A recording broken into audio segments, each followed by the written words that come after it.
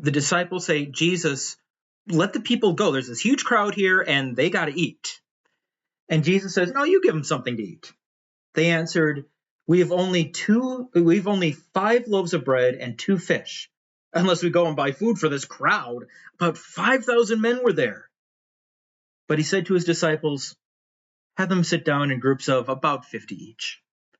The disciples did so, and everybody sat down. Taking the 5 loaves and the 2 fish and looking up to heaven, Jesus gave thanks and broke them. He gave them to the disciples to set before the people. They all ate and were satisfied.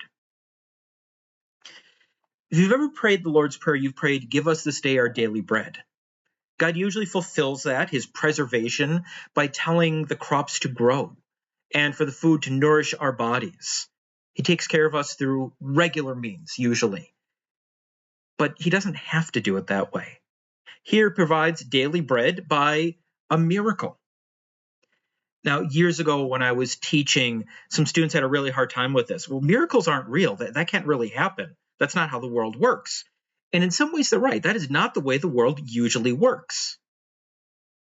But God isn't bound by the rules of this world. Imagine it like this. My kids have a usual bedtime of 7 p.m. But there is a special movie on, and I want to watch it with the kids. I think it would be valuable for them. So even though I'm the one who set the rule 7 p.m. is bedtime, for one night I might say, tonight you're staying up late to watch this movie with me. I have the right to do that as dad.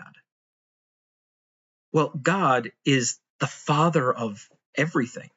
He has the right to suspend the rules for a short period if he wants. And he did here. He said, no, I'm going to feed you. And so he broke the laws of the conservation of mass and gave them bread. How? I don't know. God's smarter than I am. But this one time he did it.